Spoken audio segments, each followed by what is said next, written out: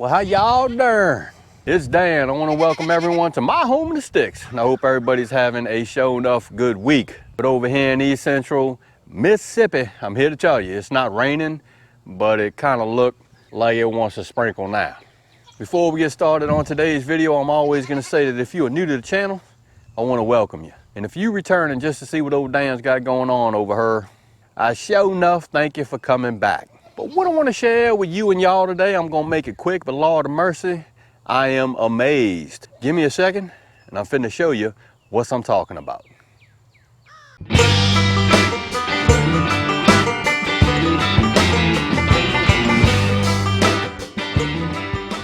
Dan, what are you amazed about? Well, I'm here to tell you, I think amazed is a good word, but excited is the word that I'm looking for. And let me show you this. Here is the old wild plum tree that a buddy of mine gave me a year and a half ago or something like that. I was out here looking at this guy, and guess what? Look at there. We got some plums on this wild plum tree. And I got quite a few of them. Here's one right here. Look there. I mean to tell you. And this guy is loaded with plums. Let me see if I can get up here and get this thing down. Look there. Look at them plums. They just all over this thing. And for some strange reason, it just seems like it's on one side of the tree. There's one right there.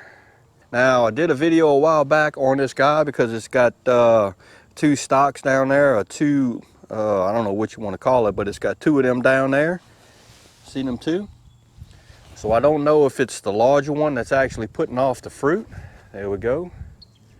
I did notice that these plums have little bitty spots on them. Now, I don't know if that's the fruit version of blossom end rot. That I don't know.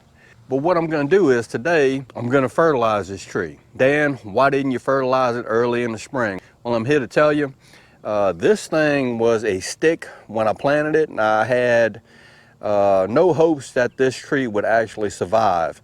But there it is. It's growing, and it's actually putting off plums. So again, Dan, why are you excited? I'm excited because over here in 17 years, I've never had any success whatsoever growing any type of fruit.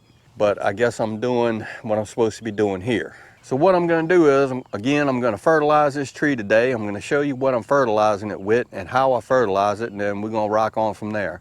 I also have some bonide spray that I'm actually going to spray this tree down with probably tomorrow, just to try to curtail any funguses that may be growing on the fruit and on the tree.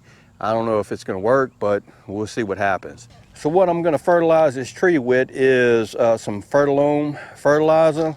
I'm a big fan of ferti-lome. It just works really, really well for me.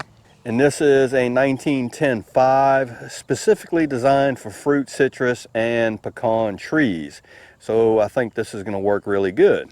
What I have in this makeshift thingamajig is some fertilizer, and this is exactly 1 pound of fertilizer that I have in there. The way that it's really supposed to go is the first year of growth on a tree, a fruit tree, you use 1 pound of fertilizer along the drip line, and then each subsequent year you just keep going up with the fertilizer till you reach 3 to 4 pounds. So I guess we're just going to see what happens with this tree here.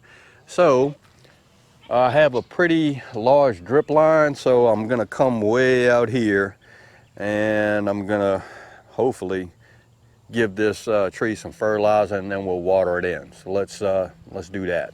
All right, I'm thinking this drip line is going to be somewhere out here, maybe.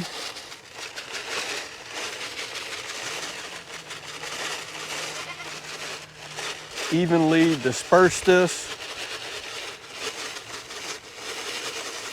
That's done. Let's just go on and try to water this fertilizer in, because we may get some rain today and we may not.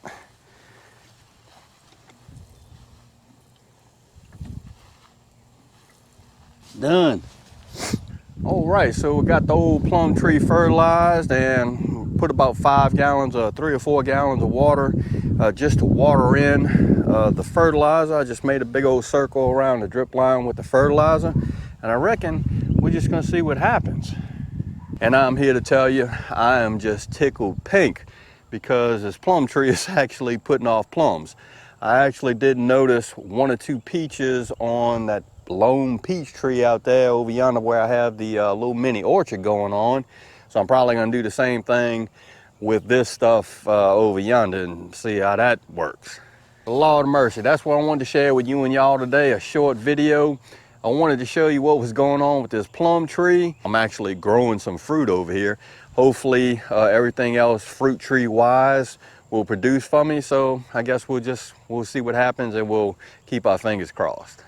So again, I hope everybody's having a show enough good week, and I hope everybody stays safe amid this crisis that we still have going on. If y'all like this video, go and give it a thumbs up to help. If you haven't subscribed to the Home and Sticks channel, Lord of mercy, y'all need to come on over here, give old Dan a look, because I'm always doing stuff like actually growing a fruit tree that's actually producing fruit over here at the Home and Sticks. That being said, you know it's coming. Dan Referee, show enough, always gonna say it. Don't let nobody do your shine. And I mean nobody. You show enough, get your shine on, get your grow on, put something in the ground. It's important. And Dan will see you and y'all in the next video.